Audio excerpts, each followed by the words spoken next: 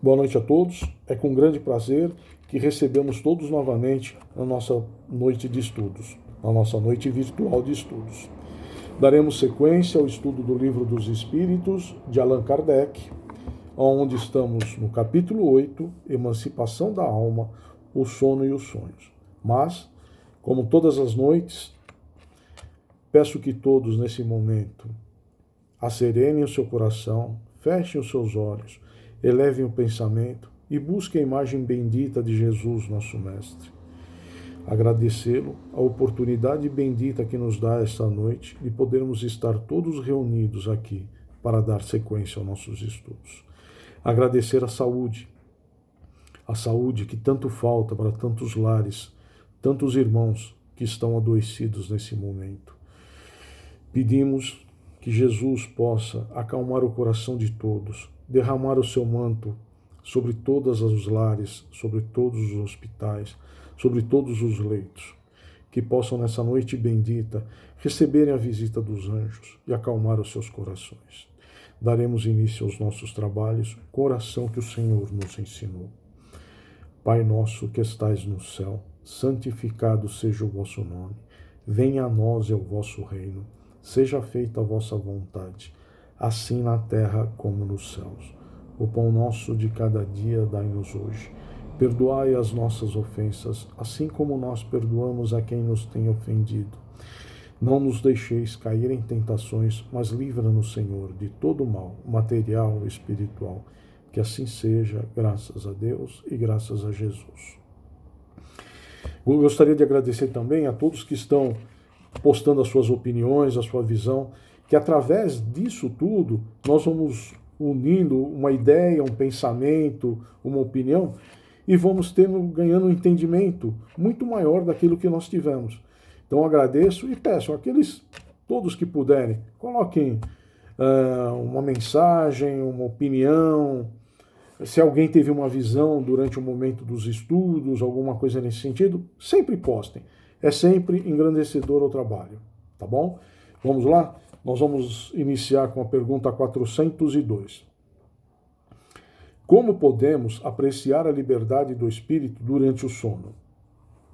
Resposta: pelos sonhos, crede, enquanto o corpo repousa, o espírito dispõe de mais faculdades do que na vigília.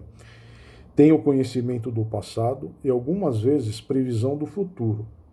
Adquire maior energia e pode entrar em comunicação com outros espíritos, seja neste mundo, seja em outro. Muitas vezes dizes: tive um sonho bizarro, um sonho horrível, mas que não tem nada de verossímil. Engana-te, é frequentemente uma lembrança dos lugares e das coisas que viste, e verás, em uma outra existência ou em um outro momento. Estando o corpo entorpecido, o espírito esforça-se por quebrar seus grilhões, procurando no passado e no futuro. Pobres homens, que poucos conheceis os fenômenos mais simples da vida. Acreditai-vos sábios e vos embaraçais com as coisas mais vulgares. Ficais perturbado a esta pergunta de todas as crianças: que fazemos quando dormimos? O que é o sonho? O sonho liberta, em parte, a alma do corpo. Quando se dorme, se estás momentaneamente no estado em que o homem se encontra, de maneira fixa, depois da morte.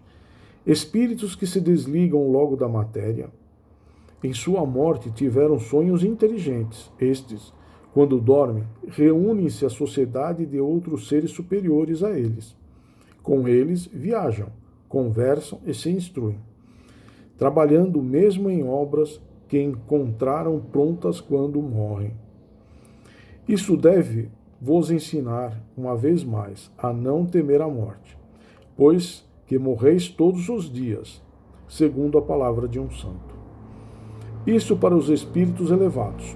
Todavia, a massa dos homens que, na morte, deve ficar longas horas em perturbação, nessa incerteza da qual vos falaram. Esses vão, sejam para mundos inferiores à terra, onde velhas afeições os evocam, seja a procura dos prazeres que podem ser mais inferiores que aqueles que têm aí. Eles vão ouvir doutrinas ainda mais vis, mais ignóbeis, mais nociva que as que professam em vosso meio. Opa, quase um acidente aqui, voltando. O que gera simpatia sobre a terra não é outra coisa que o fato de se sentirem ao despertar, ligados pelo coração, aqueles com quem vieram de passar 8 ou 9 horas de felicidade ou de prazer.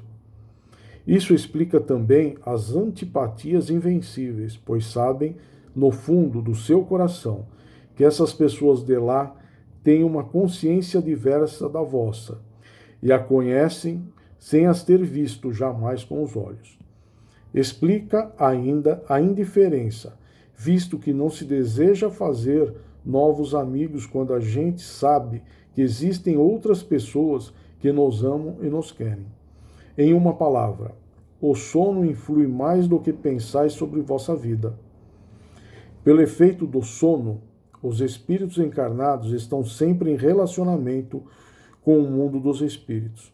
E é isso que faz com que os espíritos superiores consistam, sem demasiada repulsa, em encarnarem entre vós.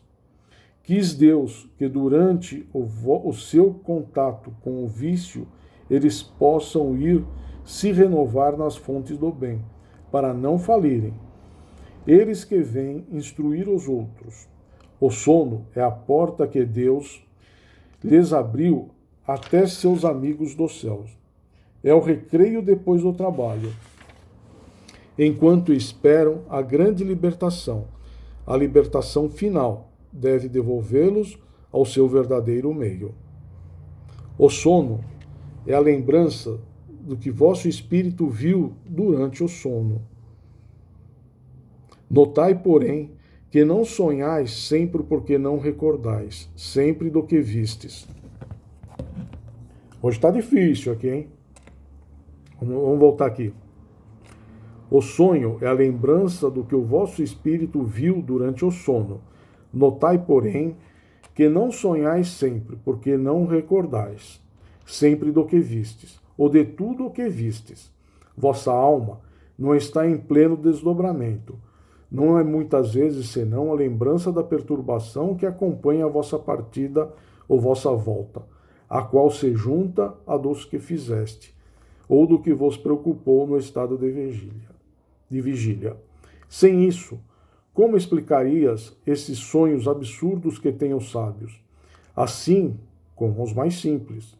Os maus espíritos também se reservam dos sonhos para atormentarem as almas fracas e covardes. De resto, vereis dentro em pouco se desenrolar outra espécie de sonho, tão velha quanto a que conheceis, mas vós a ignorais. O sonho de Joana, o sonho de Jacó, o sonho dos profetas judeus e de alguns adivinhos indianos. Esse sonho é a lembrança da alma, inteiramente desligada do corpo, a lembrança dessa segunda vida de que sempre vos falo.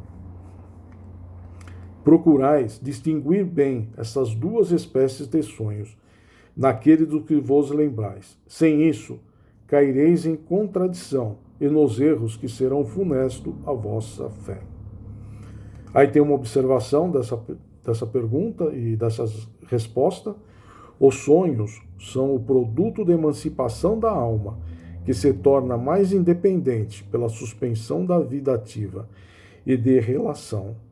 Daí uma espécie de clarividência indefinida que se estende aos lugares mais distantes, o que jamais se viu, e algumas vezes mesmo a outros mundos.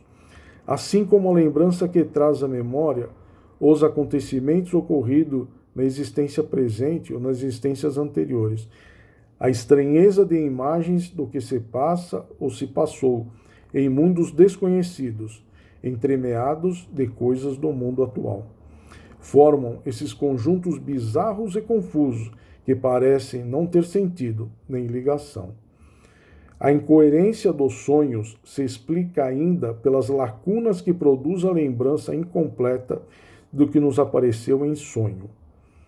Tal seria uma narração a qual se tenha truncado frases ao acaso, ou parte de frases, ou fragmentos restantes reunidos, perderiam toda significação razoável.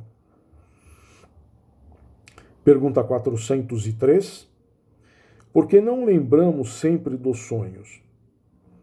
No que tu chamas de sono, não há o repouso do corpo, porque o espírito está sempre em movimento. Aí ele recobra um pouco de sua liberdade e se corresponde com aqueles que são caros, seja nesse mundo, seja em outros. Todavia, como o corpo é matéria pesada e grosseira, dificilmente conserva as impressões que o espírito recebeu, porque este não a recebeu pelos órgãos do corpo.